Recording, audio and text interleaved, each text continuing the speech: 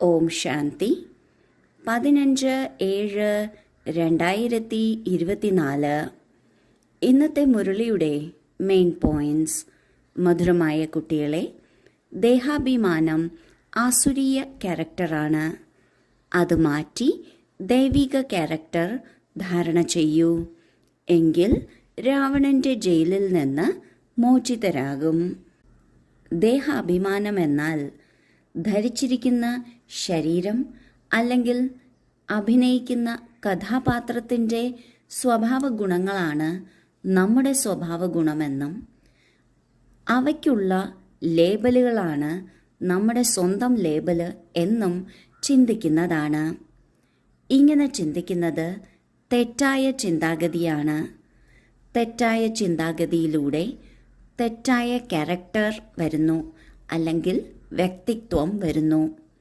ബാബ മനസ്സിലാക്കിച്ചു തരികയാണ്, ഈ തെറ്റായ ക്യാരക്ടർ അല്ലെങ്കിൽ വ്യക്തിത്വത്തെ മാറ്റിയെടുത്ത് ദൈവിക ക്യാരക്ടർ ധാരണ ചെയ്യണം. അപ്പോഴാണ് രാവണന്റെ ജയിലിൽ നിന്ന് മോചിതരാകുന്നത്. നാം ഈ ശരീരബോധത്തിലിരിക്കുമ്പോൾ നാം പലവിധ പരിധികളിൽ പെട്ടിരിക്കുകയാണ്. എന്നാൽ നാം ആത്മാവ് പരിധിയില്ലാത്തതാണ്. ഈ പരിധിയില്ലാത്ത സ്ഥിതിയിലേക്ക് എത്തുന്നതിന് ദൈവിക ഗുണങ്ങൾ ധാരണ ചെയ്യണം. രാവണന്റെ ജയിലിൽ അല്ലെങ്കിൽ ദേഹാഭിമാനത്തിന്റെ പരിധികളിൽ നിന്നും മോചിതരാകണം. ചോദ്യം: ഓരോ ആത്മാവും തന്റെ പാപകർമ്മങ്ങളുടെ ശിക്ഷ എങ്ങനെയാണ് അനുഭവിക്കുന്നത്? അതിൽ നിന്ന് രക്ഷപ്പെടുന്നതിനുള്ള മാർഗമെന്താണ്? ഉത്തരം: ഓരോരുത്തരും തന്റെ പാപത്തിന്റെ ശിക്ഷ 1. ഗർഭജയിലിൽ അനുഭവിക്കുന്നു. 2.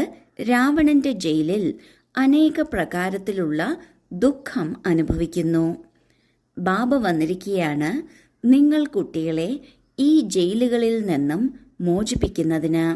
ഇവയിൽ നിന്ന് രക്ഷപ്പെടുന്നതിന് സിവിലൈസ്ഡ് ആകൂ. ശരീരബോധത്തിലിരുന്ന് ചെയ്യുന്ന കർമ്മങ്ങൾ വികർമ്മമാകുന്നു. അതായത് വികാരങ്ങൾക്ക് അടിമപ്പെട്ടിരിക്കുന്ന സമയത്ത് എന്ത് കർമ്മം ചെയ്താലും അത് വികർമ്മമായി അല്ലെങ്കിൽ പാപകർമ്മമാകുന്നു. ഇങ്ങനെ ഓരോ ആത്മാവും ഇപ്പോൾ ശരീരബോധത്തിലാണ്. എല്ലാവരും പാപം ചെയ്തുകൊണ്ടിരിക്കുകയാണ്. ഈ പാപത്തിൻ്റെ ഫലം എങ്ങനെയാണ് നമ്മൾ ഓരോരുത്തരും അനുഭവിക്കുന്നത്? ഇന്ന് ബാബ പറയുന്നു, 1. ഗർഭജയിലിൽ അനുഭവിക്കുന്നു. 2. രാവണന്റെ ജയിലിൽ അനേക തരത്തിലുള്ള ദുഃഖം അനുഭവിച്ച് തീർക്കുന്നു. ഗർഭജയിലിൽ എല്ലാ ആത്മാക്കളും ശിക്ഷ അനുഭവിക്കുന്നു. ഇതിൽ നിന്ന് മോചിതരാകുന്നതിന് ബാബ നമ്മൾക്ക് ജ്ഞാനം തന്നിട്ടുണ്ട്. ബാബയെ ഓർമ്മിക്കാനുള്ള നിർദ്ദേശവും തന്നിട്ടുണ്ട്. ബാബയെ ഓർമ്മിക്കുന്നതിലൂടെ പാപം നശിക്കുന്നു. മാത്രമല്ല ആയുസ് വർദ്ധിക്കുകയും ചെയ്യുന്നു. ഇതിലൂടെ പിന്നെയും ഗർഭജയിലിൽ പോകേണ്ട ആവശ്യം വരുന്നില്ല. രണ്ടാമത്തേത് രാവണന്റെ ജയിൽ. രാവണന്റെ ജയിൽ എന്നത് പലതരത്തിലുള്ളതുണ്ട്. ബന്ധങ്ങളുടെ ബന്ധനമുണ്ട്.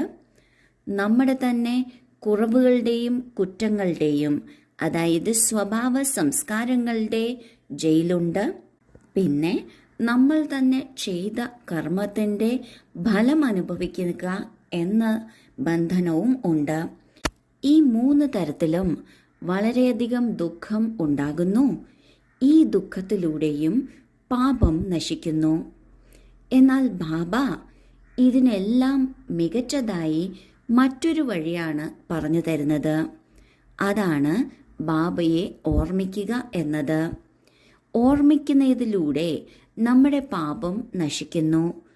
ഒപ്പം ജ്ഞാനം മനസ്സിലാക്കുന്നതിലൂടെ നമ്മൾക്ക് നമ്മളെ തന്നെ പരിവർത്തനപ്പെടുത്താനും സാധിക്കുന്നു. വികാരിയായ മനോഭാവം മാറ്റി നിർവികാരിയായ മനോഭാവം വേണം. അതായത് നാം സിവിലൈസ്ഡ് ആകണം. എന്താണോ കാണുന്നത് അതിൽ ആത്മാവും എസൻസുമാണ് കാണേണ്ടത്, അല്ലാതെ ശരീരമോ വസ്തുവോ അല്ല. ധാരണയ്ക്കുള്ള മുഖ്യസാരം: 1. ഒരിക്കലും കേട്ടുകേൾവിയുള്ള കാര്യത്തിൽ വിശ്വസിച്ച് തൻ്റെ സ്ഥിതിയെ മോശമാക്കരുത്. ഉള്ള് വൃത്തിയാക്കി വെക്കണം. അസത്യമായ കാര്യങ്ങൾ കേട്ട് ഉള്ളിൽ കത്തരുത്. ഈശ്വരീയ നിർദ്ദേശം എടുക്കണം. 2. ആത്മാഭിമാനി ആകുന്നതിന് പൂർണ്ണ പുരുഷാർത്ഥം ചെയ്യണം. ആരെയും നിന്ദിക്കരുത്. ലാഭം, നഷ്ടം, അന്തസ്സ് ഇവ ശ്രദ്ധയിൽ വെച്ചുകൊണ്ട് ക്രിമിനലായി സമാപ്തമാക്കണം. ബാബ എന്ത് കേൾപ്പിക്കുന്നുവോ അത് ഒരു കാതിലൂടെ കേട്ട് മറു കാതിലൂടെ കളയരുത്. ആദ്യത്തെ പോയിന്റിൽ ബാബ പറയുന്നു, ആരെങ്കിലും എന്തെങ്കിലും പറഞ്ഞു, ചെയ്തു എന്ന് വെച്ച് അത് കണ്ടോ കേട്ടോ മനസ്സിലാക്കിയോ നമ്മുടെ സ്ഥിതി മോശമാക്കരുത്. മറ്റുള്ളവരെന്ത് ചെയ്യുന്നുവോ എന്ത് പറയുന്നുവോ അത് അവരവരുടെ കർമ്മമാണ്. അത് നമ്മളെ ഒരിക്കലും ബാധിക്കാൻ പാടില്ല. എന്നാൽ ഉള്ളിൽ എന്തെങ്കിലും അഴുക്കുണ്ടെങ്കിൽ പുറമേയുള്ള അഴുക്ക് നേരെ അവിടേക്ക് തന്നെ പോകും. അതിനാൽ ഉള്ളു നല്ല വൃത്തിയാക്കി വെക്കണം. ആരെക്കുറിച്ചും ഒന്നിനെക്കുറിച്ചും ഒരു നെഗറ്റീവ് ഫീലിംഗ് ഉള്ളിൽ വച്ചിരിക്കരുത്. തെറ്റായ അസത്യമായ കാര്യങ്ങൾ കേട്ട് ഉള്ളെരിയരുത്. ഈശ്വരീയ മതം എടുക്കണം.